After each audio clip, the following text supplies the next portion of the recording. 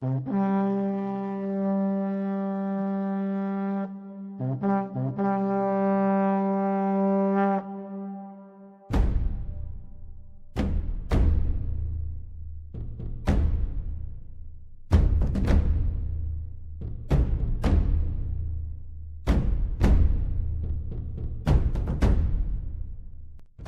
Patre Conscripti, seas bienvenido a Scriptorum Historia Romana, donde juntos exploraremos, sesión a sesión, la historia de Roma, desde sus más humildes comienzos hasta la caída del último reducto que se digne en llevar ese nombre, al menos en Occidente.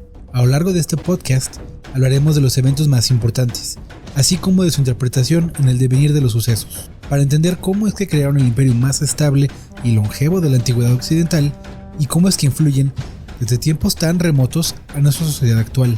Citaremos fuentes, hablaremos de obras relacionadas directa o indirectamente con la República y el Imperio Romano, les narraré interpretaciones históricas, a veces expondré las mías, y lamentablemente para todos, contaré malos chistes.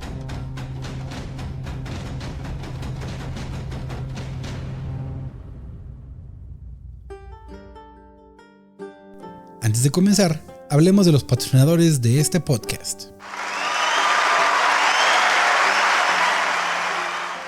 Primero, la isla de Minerva, que nos ofrece cursos en línea para todo público, talleres, conferencias y algunas otras cositas. En este momento, hay 3 cursos que me gustaría llamar su atención.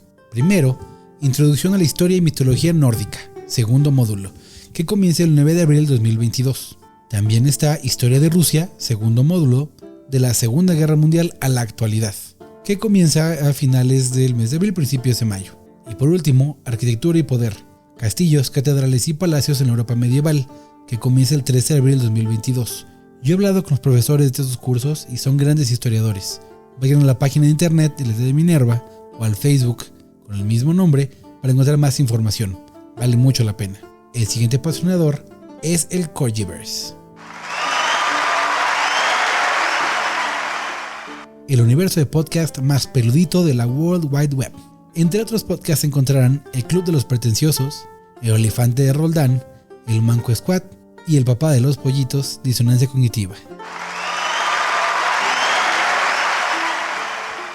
Por último, tú puedes ser un patrocinador de este podcast. Suscríbete en Patreon y también en las redes sociales, ya que estás por ahí, para que nos puedas apoyar en algunos diferentes niveles y de esta manera mantener las legiones en la frontera y evitar la guerra civil. También, cualquier comentario, colaboración o comercial, manda correo a podcasthistoriaromana@gmail.com. En esos tiempos convulsos, tiempos de guerra, me gustaría repetir las palabras de un hombre que literalmente es la base de este podcast, Tito Livio, quien nos dice: Melior actutior certa pax, quam esperarta victoria. Podemos traducirlo como: mejor es paz segura que esperada victoria. Los pueblos pedimos paz, seguridad y un futuro feliz, no más guerras. Empecemos con el podcast y gracias por escuchar Scriptorum Historia Romana. Sesión 12. Los dictadores. En la sesión pasada explicamos, por fin, quiénes son los etruscos y cómo influenciaron la cultura romana. Recordemos que ambos pueblos son vecinos, así que algunos intercambios debían tener. No debemos estirar mucho la imaginación para saber que no solo hay intercambio comercial, sino cultural. Como ejemplo moderno podemos encontrar la frontera entre México y Estados Unidos. Son estados muy diferentes, con un nacionalismo muy marcado. Sin embargo, las relaciones, gracias a una frontera compartida, son muchas más de lo que algunos están siquiera cómodos en mencionar. El español es prácticamente una lengua materna para la gente que nace del lado norteamericano. Por otro lado, el mexicano de la frontera tiene más en común con los vecinos del norte que con la gente del sur, mucho más ligada a Centroamérica. Bueno, lo mismo pasa con los romanos, quienes tienen por el norte a los etruscos y por el sur a otros pueblos italianos o latinos. Si bien pertenecen a estos últimos, son más parecidos a los etruscos, tanto por el tiempo que pasaron bajo reinados de dinastías de ellos, como por la necesidad comercial y por ser el centro de poder más fuerte cercano a la naciente república. Pero basta de antropología académica, lo que queremos ver es sangre, así que regresemos a lo nuestro. Los eventos que siguieron al empate glorificado, si es que se le puede llamar así, ante Lars Porsena, un evento cercano al año 504 antes de la era común, comienza la siguiente fase de la historia romana. Un evento que parece no ser importante, a menos que se coloque en un contexto. Por estas fechas, un hombre sabino, nota, los sabinos son otro pueblo de la zona del centro de Italia. Este nombre sabino, de nombre Atio Clauso, se pasó al lado romano, junto con su familia y algunos otros aliados que llegaron a las puertas de la ciudad, y fueron muy bien recibidos. Se les proporcionó tierra y adoptó el nombre de Apio Claudio. Junto con él llegó información. La información que proporcionó era que los sabinos preparaban la guerra contra Roma, así que estos hicieron un ataque preventivo, tomando a los sabinos por sorpresa y obteniendo una paz temporal. Por cierto, Apio Claudio fue nombrado senador, y recuerden el nombre, regresará. Este evento marca, por fin, el despertar de las tribus a la amenaza que representa Roma, y estarán los siguientes años plagados de guerras y conflictos contra estas tribus, de donde Roma aprenderá valiosas lecciones. Entre las más importantes será siempre mantener desunidos a sus enemigos, por todos los medios necesarios, lecciones que aplicarán con mucho éxito contra los germanos y los africanos, por dar un ejemplo. Pero para eso falta aún mucho. En el año 503 a.C. de la Era Común, dos colonias romanas, Pomecia y Cora, se rebelaron con apoyo de los auruncios, otra tribu local. Y aunque el combate fue brutal, Roma logró controlar la situación en el campo de batalla. Pero las colonias rebeldes no se rindieron. Lamentablemente, ese año también murió el cónsul Publio Valerio. ¿Lo recuerdas? Bueno, lo mencionamos en la sesión 9. Fue electo el tercer cónsul y es quien se ganó el título de Publicola, o amigo del pueblo. Eso también marca el inicio de otro hito menor, pero importante. La generación de romanos que logró correr a los reyes, la que creó la república, está empezando a morir. Sus hijos, que eran niños y apenas jóvenes para el inicio de la república, tendrán que valerse por sí mismos y defender esta idea republicana, una idea de Estado. El siguiente año, Roma sufre una derrota mientras asedía la ciudad rebelde de Pomecia, y aunque Livio dice que les tomó casi un año regresar, la ciudad no podía más. Se rindieron y los romanos comenzaron una de sus tácticas más agresivas y lamentablemente más conocidas, destruirlo todo. O, parafraseando a Tácito, solitudem feceretum pacem appellantem. Crearon un desierto y lo llamaron paz. Los romanos tomaron la ciudad, masacraron a los habitantes y a los que quedaron se les hizo esclavos.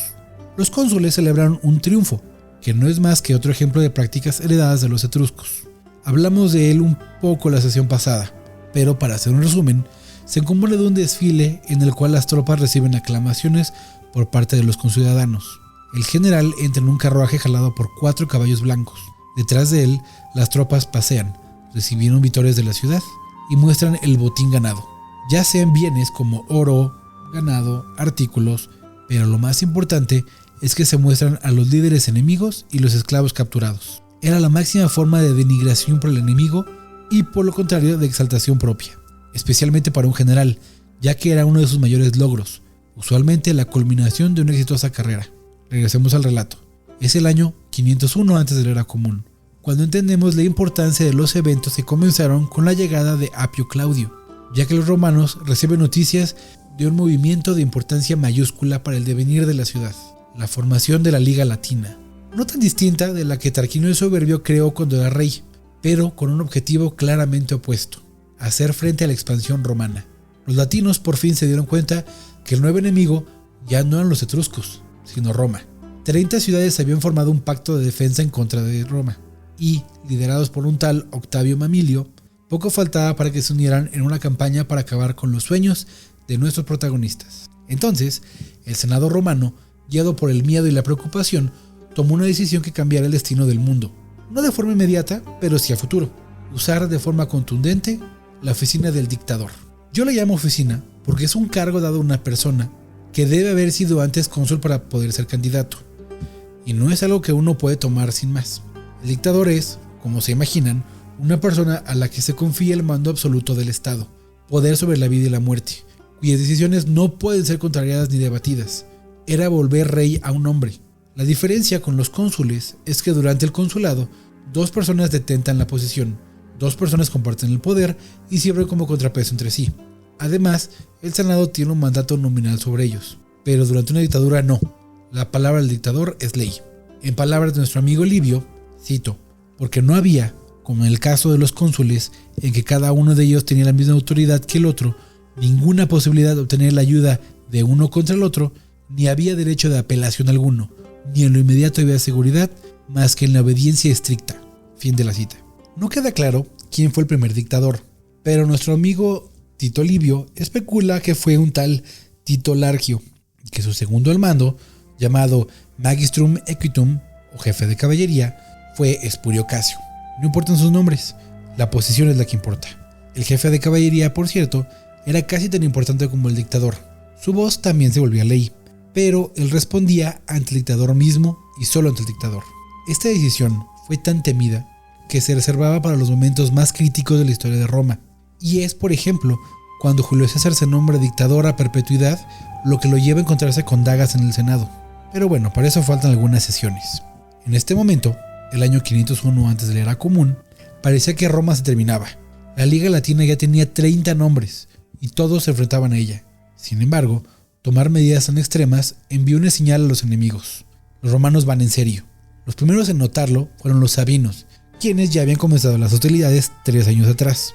Pero ahora mandaban mensajeros a Roma diciendo que había sido un error, que habían comenzado la guerra al calor de las copas, que todo estaría bien, básicamente calmando las aguas. Los romanos aceptaron firmar la paz a cambio de un costoso pago.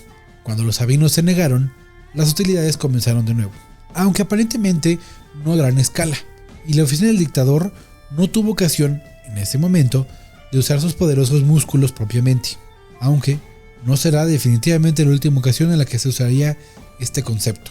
Sería hasta el año 499 antes de la era común, cuando estalla un conflicto de proporciones épicas, posiblemente el más grande al que Roma se haya enfrentado hasta ese momento.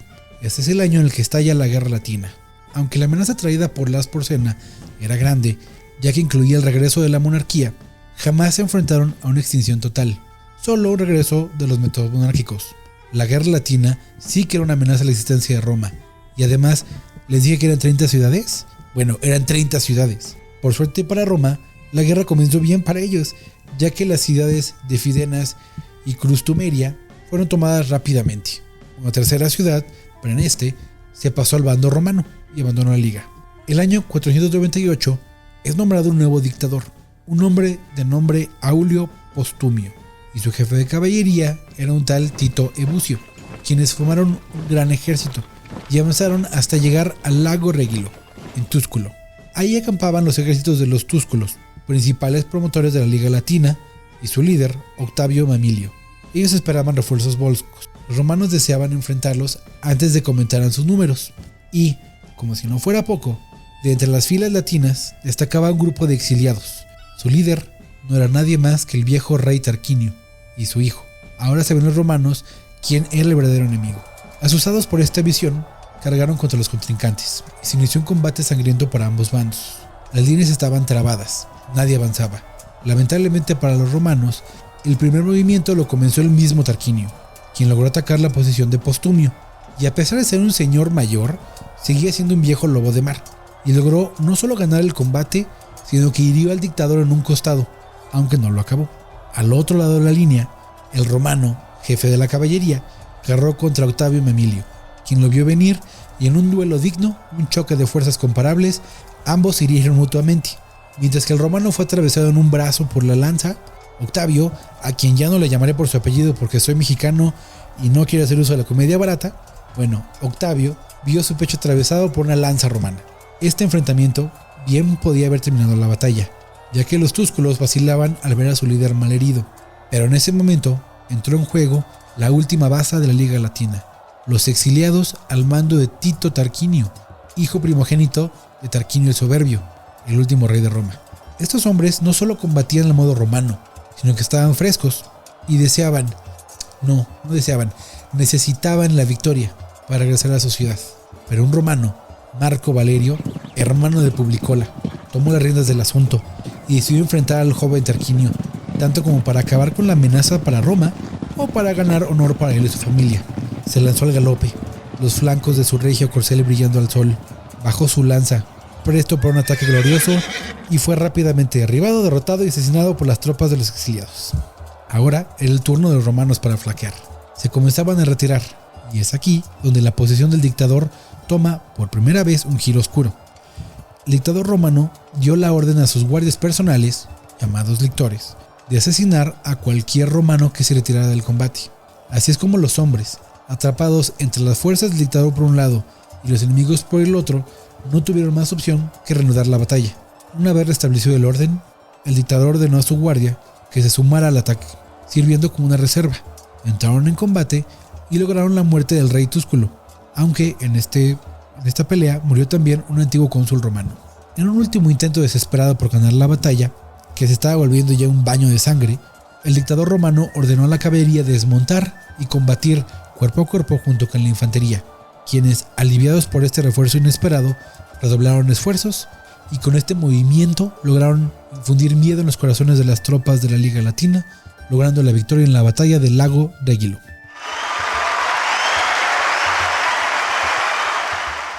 Más allá de las ganancias políticas en esta batalla, nadie olvidaría dos cosas importantes. 1. El dictador tomó graves decisiones, cosas que nadie más podría haber hecho con tal de ganar la batalla, como lo fue enfrentar a romanos contra romanos y hacer desmontar a los nobles. Solamente alguien con esa autoridad podría haberlo hecho. La segunda fue que gracias a que un hombre tenía la autoridad y que supo usarla, es que la batalla se ganó. Sin el dictador hubiera sido una terrible derrota. Estas dos lecciones quedarían grabadas a fuego en la conciencia de los romanos. Por su parte, los latinos sufrieron una prohibición contra las armas, incluso para defenderse, así como tuvieron un gran número de prisioneros.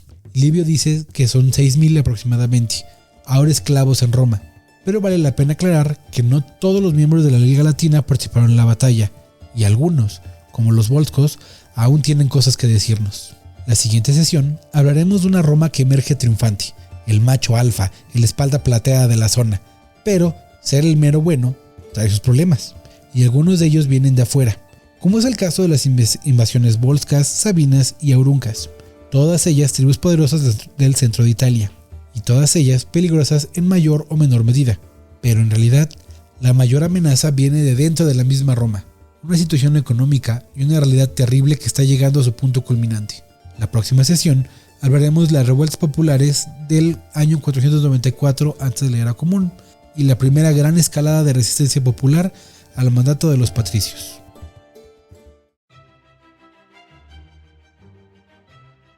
Un saludo y abrazo afectuoso a Adriana García, nuestra primera y desde el inicio patrocinadora en Patreon.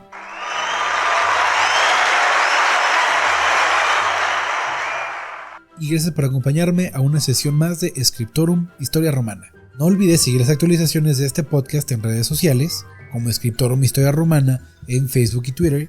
Envía tus dudas, comentarios, sugerencias o, si deseas convertirte en patrocinador, al correo podcasthistoriaromana@gmail.com.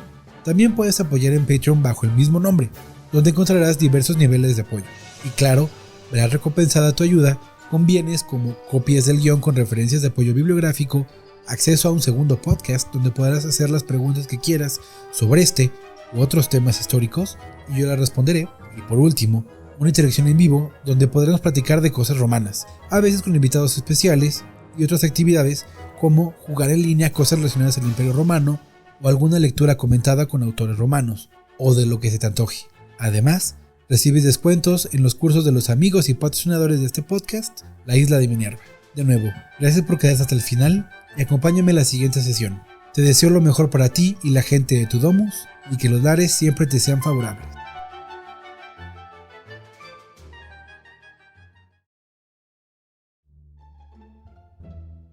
Antes de comenzar, hablemos de los patrocinadores de este podcast.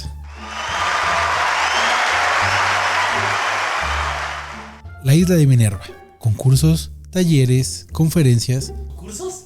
Cursos. ¡Qué burro eres!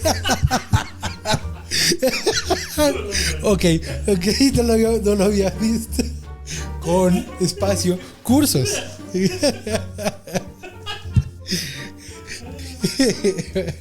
100 minervos dijeron.